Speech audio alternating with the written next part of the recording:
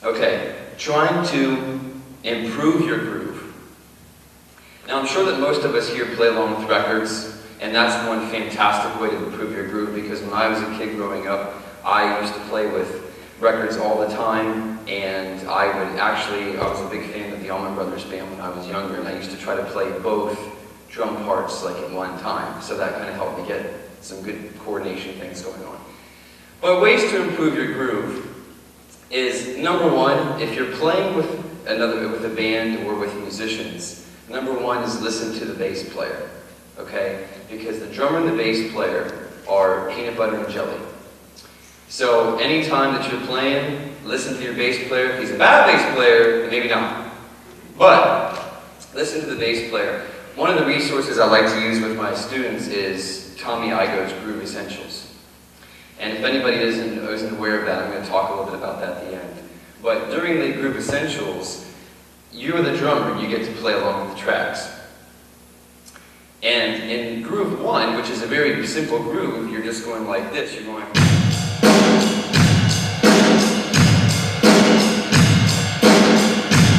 That's pretty much the groove, but what the CD does for you is it gives you musicians to play with who are really good, and what that bass is doing is the bass is also playing simple. The bass player is playing generally on 1, 3, 4, 1, 3, 4, 1. And what that does for you is that lines up your bass drum and your snare drum pretty much. So the bass is going like boom, boom, boom, boom, boom.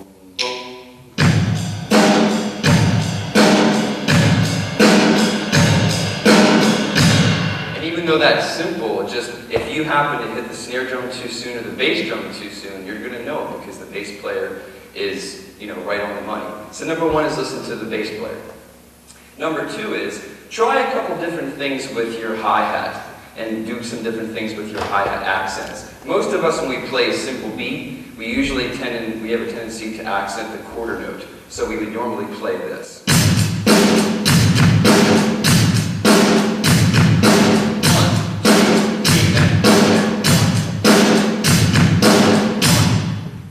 But what I like to do a lot of times, and there's many drummers out there to get into that do the same idea. Steve Jordan, who's one of my favorite drummers, Brad Wilk from Audioslave does this quite a bit as well. But they accent the upbeat or the ands. So instead, it just makes it so much more funky and really grooving. So when you're playing this, start off, accent the quarters.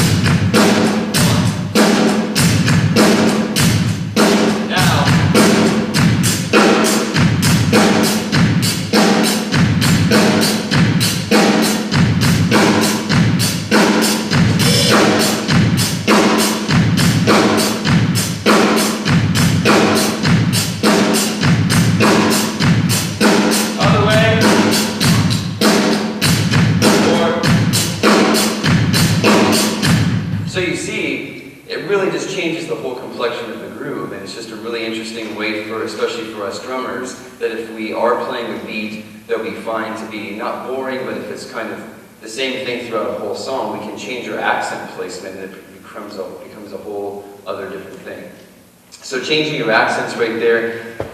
I want to show you one other thing that's really cool on ways to improve your groove is, I need my metronome. I'm going to put that in. Okay. Now this is something that's I really think is cool. Especially if you're trying to work with the metronome, most of us, the metronome is the enemy. Okay, so if you can't play good time, this is not your best friend. But one thing that really helps a lot to improve your groove is starting to add different subdivisions. When most people think of the metronome, they think of like Kong, Kong, Kong, Kong, the cowbell sound, like beating you over the head. So if you do a studio session that night, this cowbell's still beating you over the head while you're trying to sleep. But what you can do is you can take this, and if I start off with something like quarter notes, here we go. Okay, so that's just a quarter note, and that's set at 90. 90 is a fairly common tempo. But if I just have to play a quarter note groove, if I'm doing a session, or if I'm just with my band rehearsing, if I have to play just quarter notes on the hi-hat and do a real simple groove, Something like this, okay? I'll play softly so you can still hear the metronome. It sounds like this. 3, 4.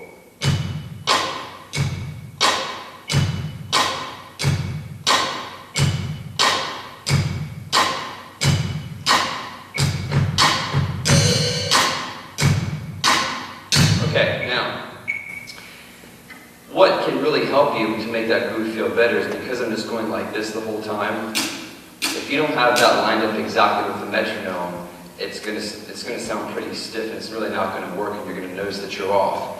But here's what I like to do. A lot of times with a groove that's kind of mid-tempo and less, I like to add some eighth notes in there instead. So we go from this.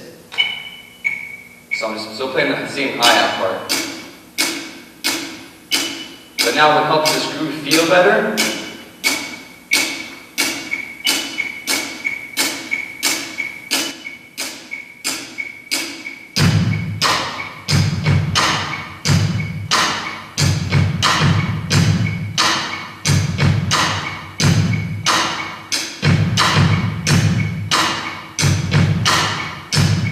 Then if you want to go a step further, add some 16ths.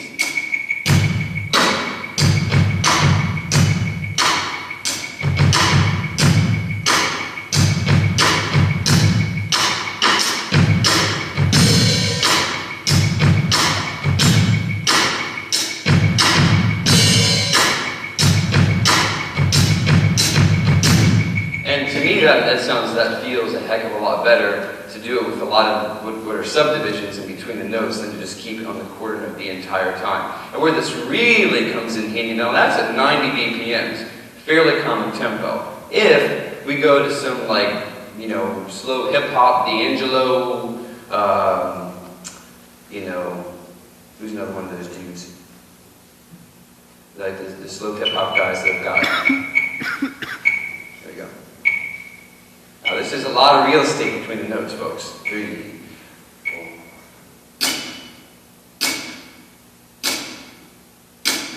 Okay? So to keep that in good time, it's not easy. And it's probably going to sound like you're guessing, saying, where's the click in here? Okay, there it is. But if you add, this is a really good one for 16th notes. The 8s already feel better, right?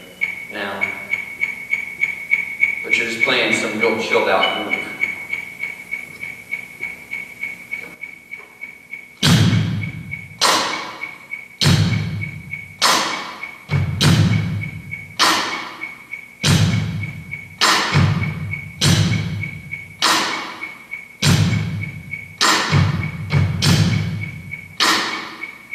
Start singing. You got to run, you won't come along. Another thing I want you to take, you probably noticed too, is when I'm playing, watch what my left leg does. And this is what, when we talk about gears that we can use outside of what we're just playing, there's different things you can use to also help with your groove. And what if you notice my left leg, I'm playing on all the ands. Even though I'm not doing that, I'm not physically playing that, just watch my left leg. 2, 3, 4.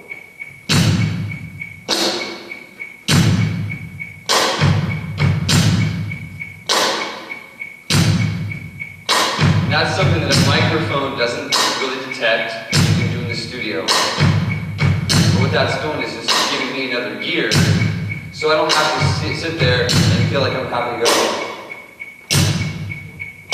Where's the, doing that whole thing. So using these different gears. I'll show you something else with you that I do as well, is since I was a kid, this sounds strange, I know, but I use my teeth a lot. Like when I was growing up, I used to always play the bass drum on the back teeth, and the front teeth would be like the snare drum, so I'd be going like,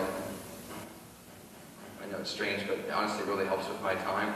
So if I'm going like this,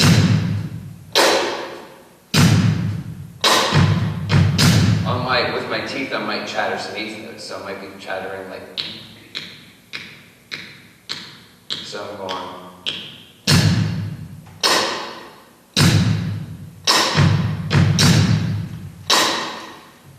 See, I get a little swag in there too with the shoulders.